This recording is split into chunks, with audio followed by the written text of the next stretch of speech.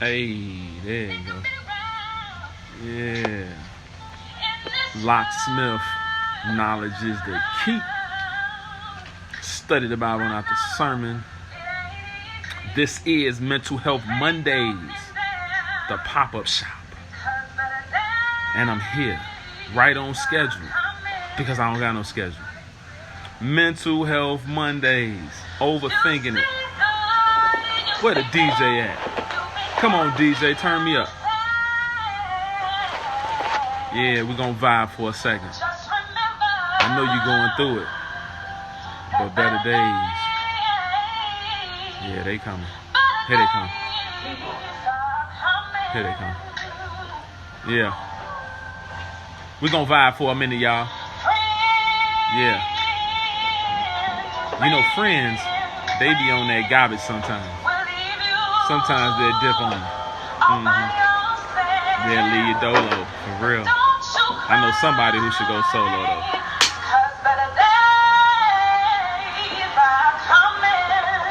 Yeah, that's what I heard. Yeah, I see everybody falling in. What's really good?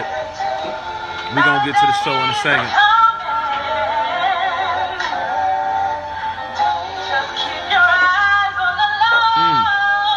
Woo! If you missed the concert, make sure you check it out on the page.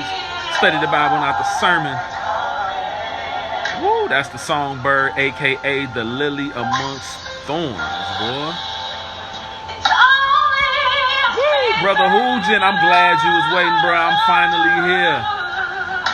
Give me like 2 more minutes. We're going to vibe to this real quick, and then we're going to get down to business. Woo. Let the minister preach to us. Hold on. Yeah. Peace, Brother Terry. What's good, fam? Better days coming, homeboy. Keep your head up. Stay strong. Yeah. They don't feel you though. What else? Why?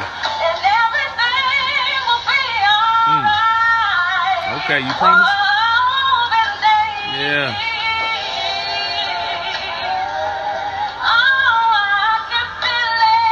I see the musicians in the house. Hang out with me for 1 second, bro. Let the minister preach. Big brother Azza, I see you, family.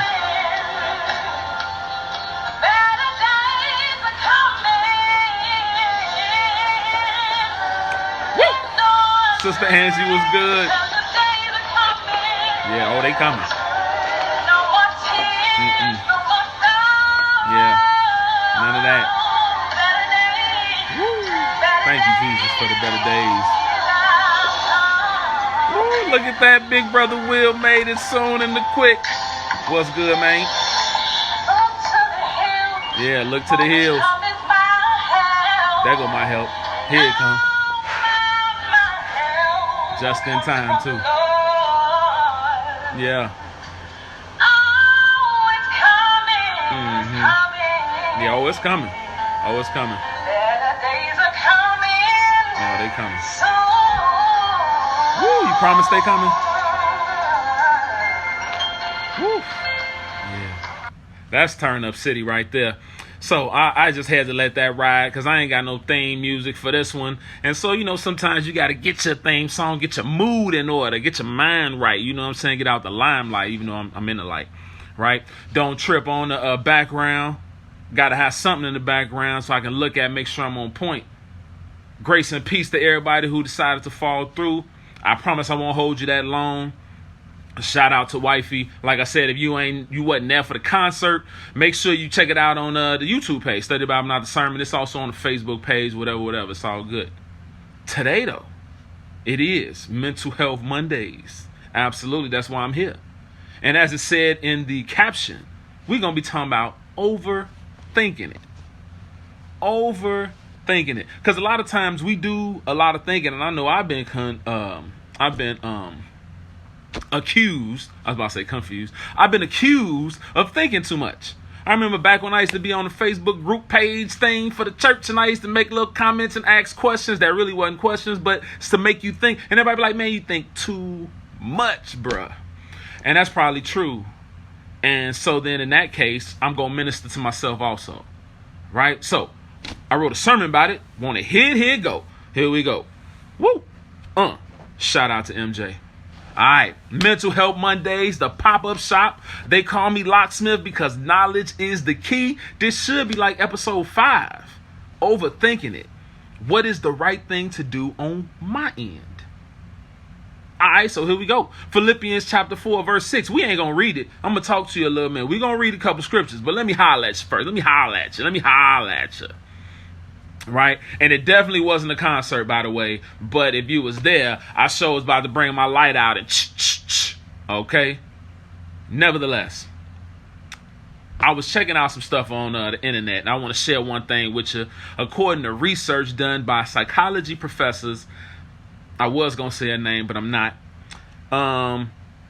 at the University of Michigan, overthinking can lead to depression, anxiety, and an inability to move forward, and wrecked emotional health. Right? This is from overthinking. We're going to talk about that in 1 second, right? We might not even realize it because we always thinking. Like when you're driving, you're making 1,000 decisions every second. Like, am I going to go here? Is they going too fast? I need to slow down, turn here, turn left. Am I going to go when I get home? What I'm going to do? Right? A lot of thought goes on. So sometimes we don't even realize it because it comes so naturally to us. Right? I know people who constantly living out scenarios in their mind, and the scenarios never come to pass. They're always with the what ifs. Man, if I do this, then that might happen. I do that, that might happen. And I'm guilty of it too. But the point here is that these scenarios never happen. It's one thing you say, man, if I go over there, if I step out in the expressway, step out in the expressway, I'm going to get hit. Like, that's not overthinking it. That's stuff that happens. Right? But we talking about, if you talking about, man, I'm going to go outside and, maybe a meteor fall and hit me. Just saying. Right? My man say he think too much for the right reasons. I ain't mad at you, bro. I sometimes debate the issue, whether or not that I think too much for the right thing or the wrong thing, because you could definitely overthink spiritual things also. Right? That's why the scriptures say something like anything that's not of faith is sin. Right? Because it might not actually be sin, but because you're thinking so much about it, you jinx yourself or curse yourself, excuse me.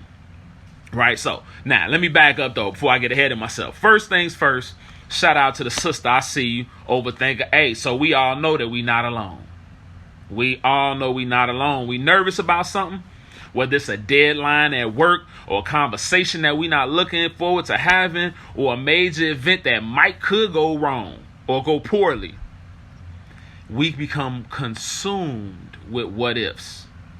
I'm going to read a couple things out of the scripture that's going to exemplify this, right? Because a lot of times we think when we feeling down about something, we need to evaluate every single scenario or evaluate our feelings from every single angle so that we could get insight and find solutions for the unhappiness, right? A lot of people who call themselves Christians, right? And I'm going to call us believers right now. A lot of people who call themselves believers, they feel like God has equipped our minds because we need to be able to figure stuff out, right? And that makes sense, right? You want to figure out things for yourself because he did give you a mind. But I say our minds are meant to be logical, right? The conduit, if you will, that connects the thoughts to the spirits in your mind, the thoughts to the body, the actions, right? Our spirits know, our minds think, and our bodies act, right? But a lot of times we find that our mind is trying to control our knowledge. Because knowledge is something you know already. Overthinking it is, even though I know this already, I'm still thinking about other stuff. That's what we're talking about here. Not just because you thinking about what to wear today and you just still thinking about it still. No. It's like you understand that if you go outside, ain't no meteors falling right now. But you go out there and you still thinking about meteors. And you still thinking about, okay, if it fall, I'm going to run to the right. Ooh, but my car right there. I need to park my car down there. And you just keep running over stuff over and over and over. Right? Me, myself, when all I hear is my own voice telling me, don't do this. What about this? Think about this. Do you consider that? Do you do this? Because as the man that head of the household, right, he's supposed to be forethought. But because even the scripture tell you that a wise man foresee the evil and hide itself. However, when my voice is going so much and I'm thinking so hard, repeating my own problems over and over, is very little space for me to hear God's voice and encouragement and direction that he has for me. Now, I'm going to pause right there because I know a lot of people like, what do you mean hear God's voice? The voice comes from the word. I agree. However, I talk to people, and when people talk to me, I can hear God. Right? I'm going to try that again. My mama doesn't keep the commandments the way that I read in the Bible. However, when she talked to me, I can hear Jesus speaking through her. That might have went over y'all head a little bit. I hope y'all feel me. Feel free to get in the inbox and we can rap about it. But I'm just saying, when I'm got my own voice going, it's hard for me to hear the voice of God. It's hard for me to get guidance. It's hard for me to see the signs, if you will. Right? Because overthinking, if your overthinking is keeping you from doing something that you ought to be doing, that's how you know that you fall in this category and you the one need to be watching this video. So if you know somebody who do that, who thinks so much that it get in the way of the stuff they supposed to be doing, share something. I'm going to pause. I'm going to talk slow for a second and wait for everybody to share something. Everybody share something, please. You know what I'm saying? You feel me? Share something. Everybody who thinks when they should be acting. Right? One more thing on the internet. Another way to see if you overthinking is to say, I am overthinking when I am being motivated by fear or driven by some unhealthy or controlling compulsion. That's the worst way to solve a problem. Right? And I'm guilty of this in particular. Right? Driven by this obsessive, compulsive, meticulous way through every single choice. Because a lot of times, I like to say that we don't think enough. As Israel, I have a lot of conversations with people who feel like, yeah, the world lied to us about our language, culture, religion, history, background, but everything they tell us about the food is true. I mean, ain't nothing we can do about the food, so we're going to chill with that. We're going to eat whatever, as long as it ain't pork, we're going to eat it. Or they ain't lying to us about what's going on in the water, or they ain't lying to us about what's going on over here, only about the religious stuff. I'm just saying, right? So, in Philippians 4, right, as I said in the captions, I turn to scripture when I feel myself overthinking issues, right? Based on Philippians 4:6, you can turn there if you want to. We're not going to read that. We're going to read some other stuff, but I'm going to talk about it. I think the Apostle Paul would agree that not just Christians need to overstop thinking stuff, but it's a whole lot of us, but especially Christians. We need to stop overthinking stuff. In verse 6, feel free to read it. I'm trying to keep this thing under 10 minutes. In verse 6, Paul gives clear instructions on how to deal with the problem. He say, I'm going to paraphrase it, don't worry about nothing. Be grateful and put your trust in something greater than you. And then in verse 7, he say, when we will begin to experience amazing peace, a kind of peace that you can't even imagine if we follow these instructions. It's the kind of peace that don't even make no sense if you from earth. Right? Because I ain't from earth. I'm just a sojourner. This ain't my crib. You know what I mean? I'm just here. My peace don't even make no sense. That kind of peace that's so powerful, it covers our hearts and minds. If only we would stop worrying and be thankful. All right? Let's go to 1 Samuel chapter 13, because I know y'all thirsty for the script. So go ahead, bend your book open. When we allow ourselves to get caught up in all these what ifs, we essentially not trusting God. We're not even trusting that our faith is big enough to handle the situation. Because I think a lot of us believe God. We just don't have faith that he going to do it for us here and now. Right? And I ain't mad at you because I know you probably ain't sat through a whole bunch of lessons talking about the faith and building up your faith and how to exercise your spirits. So I get you. And I'm going to give you this bite-sized chunk for you to chew on. All right? What we should be considering as we go to the scriptures is what is the right thing to do on my end. Right? Because I got faith in God. I know he got the power, but is he going to do it today? And the question is, what should I be doing on my end? Right? And the funny thing about that question is that the answer is a lot easier than what we be going through. Right? No doubt, sis. The peace that surpasses all understanding. Woo! All right. 1 Samuel chapter 13. We're going to kick this off at verse 1. 1 Samuel 13 and verse 1. My son is missing in action. I need to get me a reader. I need the illustrious reader, but I'm going to read it for right now. Don't even trip.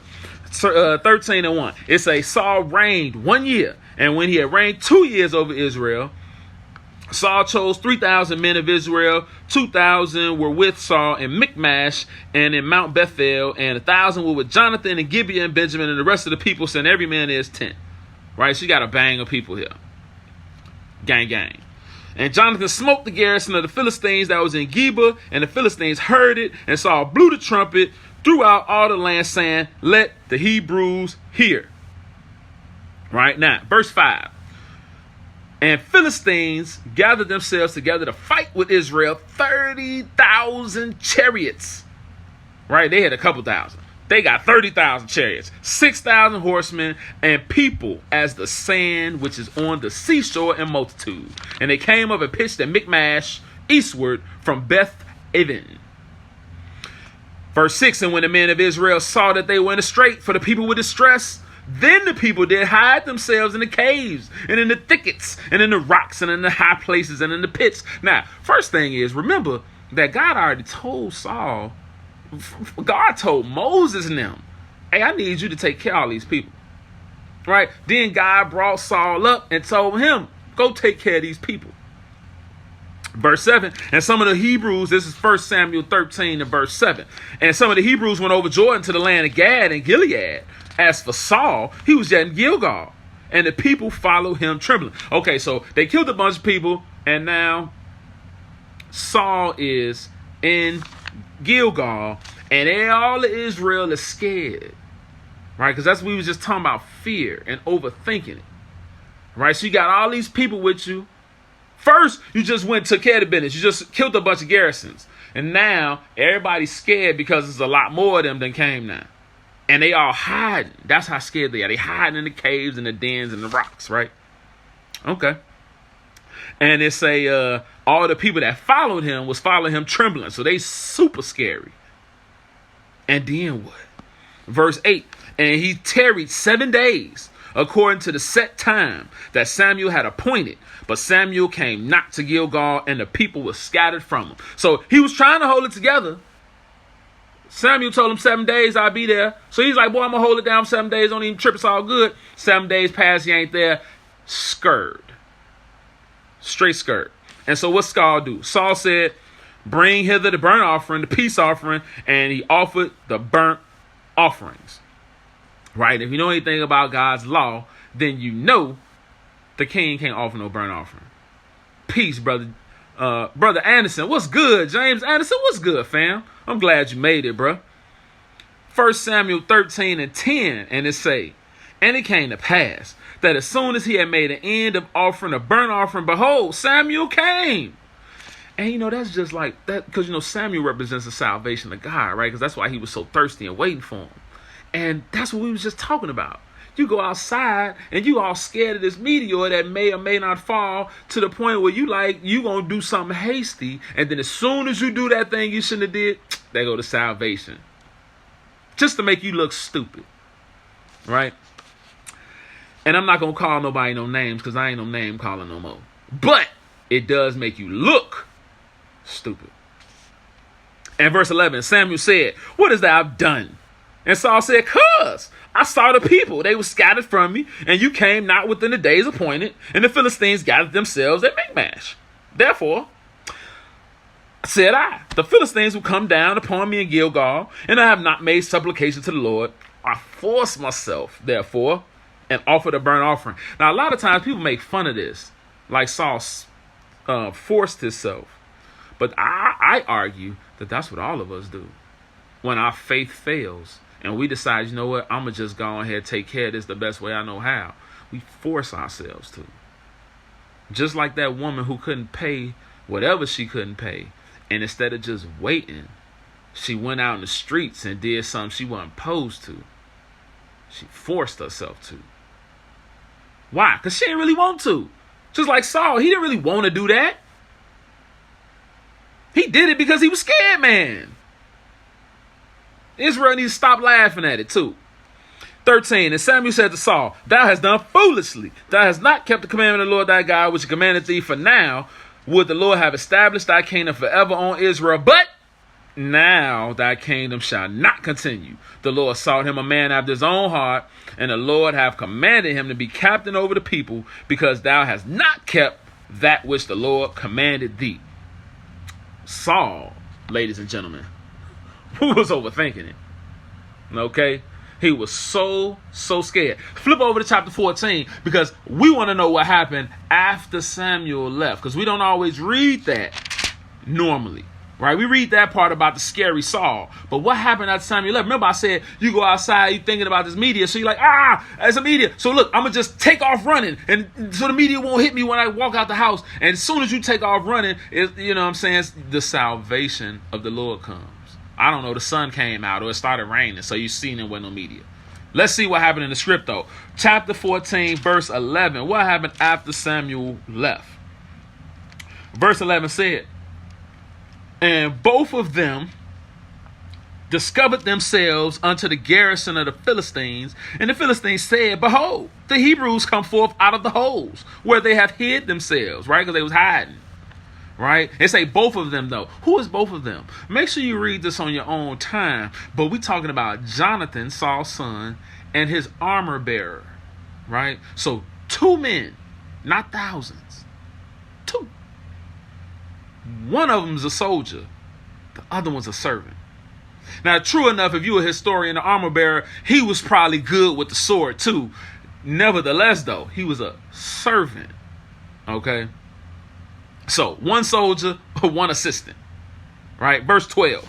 Oh, I lost my spot. Hold on. All right, I'm going to have to fire myself. Okay, verse 12. And the men of the garrison answered Jonathan and his armor bearer and said, come up to us, and we'll show you a thing. Boy, it sound like they on 79th Street or something. Like, bro, come over here. Let me show you something then. All right, or maybe they on Campbellton Road down there in the A.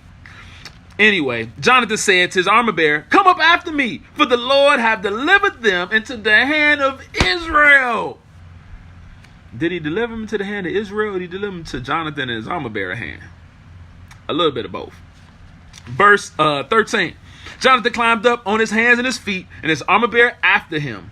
And they fell before Jonathan, and his armor bearer slew after him. That's so amazing to me. Right? And that first slaughter which Jonathan and his armor bearer made was 20 men. Remember, it was thousands of them though. Right? So I was pumping it up, making it seem like Jonathan was going to kill the whole garrison. No, he killed 20 men. Within, as it were, a half acre of land, which a yoke of oxen might plow. Right? So he only killed 20 men. Right? This is salvation of the Lord, though, after you did the dummy. Because you was overthinking it. Verse 15, then what? And there was trembling in the host, in the field, and among all the people, the garrison and the spoilers, they also trembled, and the earth quaked. So it was a very great trembling. So the Lord, not only did he let them get down, then he started hitting them with, natural catastrophes and messing with the earth, messing with their head. You see what I'm saying? It's so weird. It's so weird. And it's weird because these are examples. So what you reading, even though these men in the war, it's the same thing that play out in your life. This is Bible application here. This is Mental Health Mondays. This ain't just read the script and then put the script on the shelf somewhere and then memorize the script. and then you go and walk around like you're a parrot just repeating the script. No. This is your life we just read. This is what you do. This is what I do. You overthink it, do something stupid. The Lord show you dumb. Nobody gets to see you dumb but you. And then you get to see everybody else do the thing that you refused to do or was scared to do. I'm just saying. Where we at? 15? Yeah. No, we at 16. And the watchmen of Saul and Gibeah of Benjamin looked, and behold, the multitude melted away. So scary. The multitude melted. That means they scared. And they went on beating down one another. Scary Barry. This reminds me of my son. My son's 6. He's finna be 7 in 1 second, by the way. Next time you see him, make sure you say happy birthday. This is my son. I got some bunny rabbits outside my house, right? Some hares. And he go out there and he see the bunny rabbit and he's scared of the bunny rabbit. He see it and the bunny rabbit do like that and he take off running. Before my son could even take the first step, the bunny rabbit already took off running. That's what we just read about. Saul, so scared of the bunny rabbits, with 1,000 people behind them, and the God of heaven, so scared of the bunny rabbits, took off running.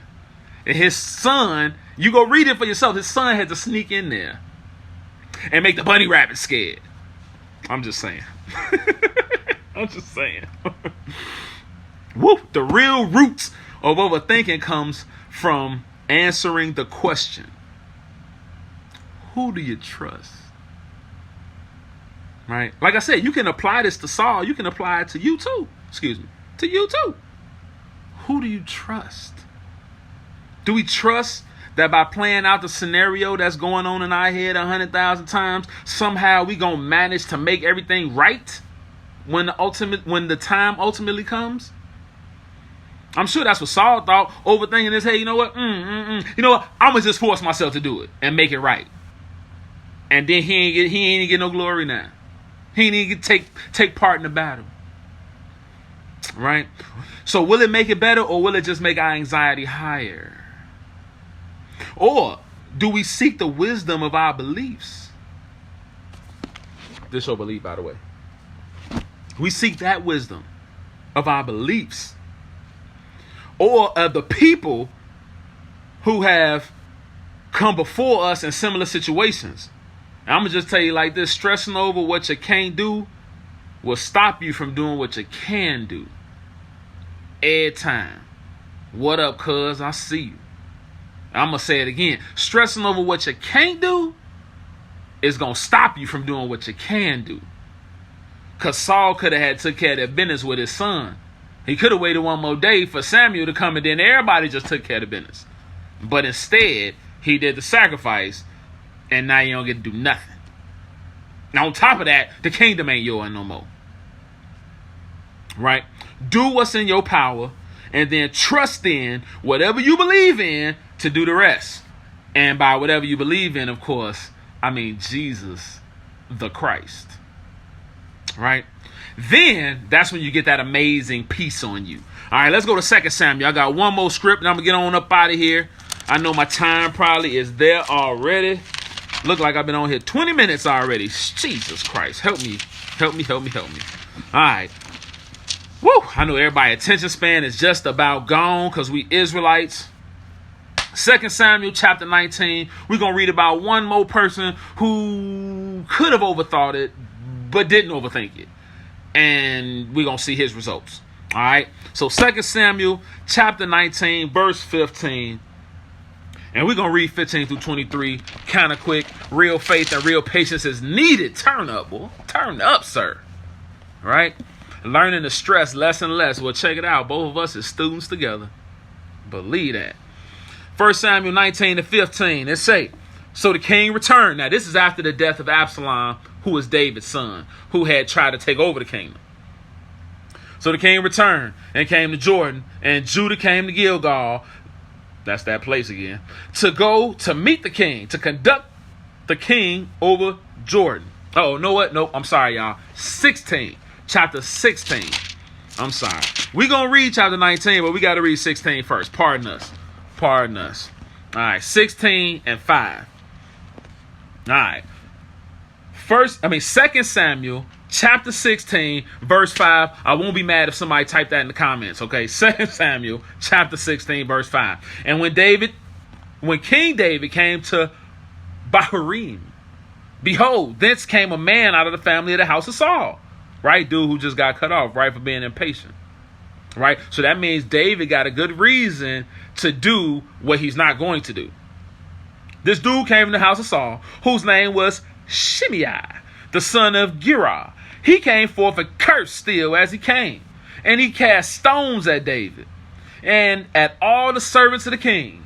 And all the people and all the mighty men were on his right and on his left. So it's this dude from Saul lineage, and he throwing stones, like literally throwing rocks. Okay. He don't know that David cold with the stones? Just saying.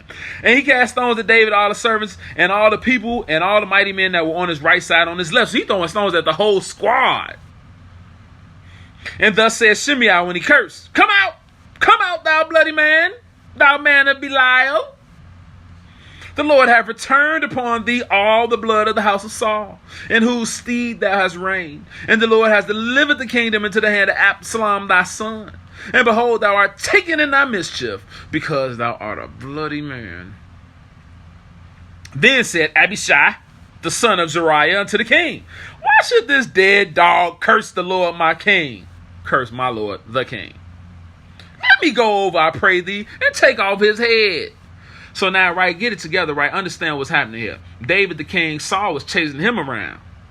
The Lord dealt with Saul. David became king, by the Lord's hand. And so now this guy is mad, and he want to come at David, throw stones at David, like David didn't just kill Goliath with the stones. I mean, that was a long time ago, but he still did that. And so now he's talking about, yeah, boom, boom, boom. And so one of the guys is like, yo, he throwing stones at us too. Gee, let me go take off his head. And the king said, verse 10, and the king said, What have I to do with you, you sons of Zeruiah? He talking to one of his partners. Like, man, what I got to do with you? So let him curse. Let him curse. Let him call me stupid. Because the Lord hath said unto him, Curse David. Who shall then say, Wherefore hast thou done so? And David said to Abishai and to all his servants, Behold, my son, which came forth of my bowels, seek my life. How much more now may this Benjamite do it? Let him alone. Let him curse. For the Lord hath bidden him. I wonder if Saul ever considered that. That like Samuel taking a long time to get here because the Lord doing something. Because the Lord's working a work maybe. I don't know. If you ever see him, make sure you ask him for me. Verse 12. It may be that the Lord will look on mine affliction, and that the Lord will requite me good for his cursing this day. And as David and his men went by the way, Shimei went along the hillside over against them and cursed as he went. So dude's still walking and just cursing as he going. Right? And I'll tell y'all something else. Just hold on. Just 1 second. Pause. Sidebar. And he cursed as he went. I promise y'all, this man was not walking around saying F words and S words and ASS words and none of that stuff. He was saying death to David. All words that you could say around your mama. He was saying that. That's the curse. All right, let's go back. Verse 13, and cursed as he went and threw stones at him and cast dust. So this dude's still throwing rocks, right? But David ain't stunting him. Let him curse. Even his man's curse is part of God's work. Can you keep it together? Knowing that your sin is the reason why this is happening? Because your lack of self-control, your lack of forethought, that's what got you at this junction. Because David didn't overreact. Look what was able to happen. Now let's go to chapter 19. Right? This is what happened with this situation because David didn't overthink it. Like, oh my gosh, man. He went over there he went over there and he cussing and stuff. Man, let me take his head off because I'm the king. I can do what I do.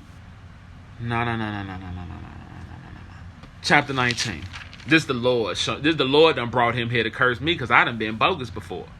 Right? That's why I say the Bible say don't be trying to hear everything that people saying about you because then you're going to hear them say something bogus and you done said bogus stuff before, so stop tripping. All right? Sister, I ain't going to get into the definition of cursing and cussing. I'd be more than happy to, but when you Google it, it's the same thing. Down south, they say cussing. But, chapter 19, verse 15. And now it says, so the king returned and came to Jordan, and Judah came to Gilgal, that same area again, the same area Saul was in, you know what I'm saying, the same area where dude was cussing him a minute ago. And Judah came down to Gilgal to go to meet the king, to conduct the king over Jordan. And Shimei, it's the same dude, son of Gera, a Benjamite, which was of Bahurim, hasted and came down with the men of Judah to meet King David. Right? Again, you want to read this whole chapter on your own so you can see how this happened like this. But yeah, the people came down and this dude who was cussing came with him. 17. And there were 1,000 men of Benjamin with him. I'm sure this is one of the things David was thinking about when he was overthinking it in his mind. Like, man, if I let Buddy go. I'm sure that's what Buddy who was saying, let me take off his head. That's what he was thinking. Like, man, if you let him go, he's going to come back with 1,000 people and then it's going to be real. Let me take off his head. So 1,000 men with him of Benjamin, and Ziba, the servant of the house of Saul. So that's 1,001. And his 15 sons, and his 20 servants with him. And they went over Jordan before the king. So what, that's 1,035? 37? 1,037 people now. Verse 18, because right, David could have had did a sacrifice now, because this dude coming back. Verse 18, and there went forth a ferry boat to carry over the king's household and do what he thought good. And Shimei, the son of Gera, fell down before the king as he was come over Jordan. He fell down. So he done cussing now. And said to the king, let not my lord impute iniquity unto me, neither do thou remember that which thy servant did perversely the day that my lord the king went out of Jerusalem, that the king should take it to heart. Boy, that's what you call hashtag long suffering.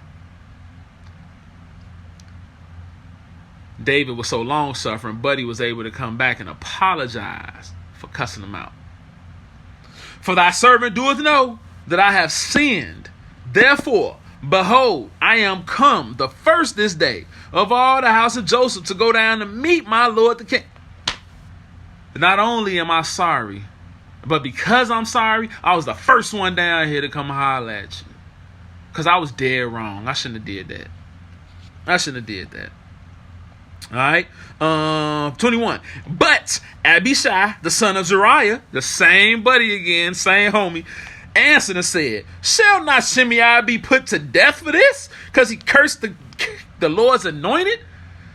Right? He trying to butt up David, right? Because that's the same thing David used to say about Saul, the Lord's anointed. Say, hey, man, we going to put him to death, man. He cussed the Lord's anointed, bruh. Like, nah, man, I ain't overthinking this, bruh. I got faith in this. And David said, what have I to do with you, you sons of Zeruiah, that you should this day be adversaries to me? Because you like stay hating. Shall there any man be put to death this day in Israel? For do not I know that I am this day king over Israel? 23, last one. Therefore the king said to Shimei, thou shalt not die. And the king sware unto him. Right? That's another one of the words, swear, right? People say don't swear at me because that's like cursing or cussing. But swear is not that either. Swear is, making an oath. But that's probably neither here nor there. So, my point, don't overthink it. On Mental Health Mondays, remember, have faith in your God. And have faith in his anointed. Have faith in his right arm. Believe that he going to send the Spirit to do exactly what he said the Spirit was going to do. Make sure you know exactly what he supposed to do. Right? Don't overthink it.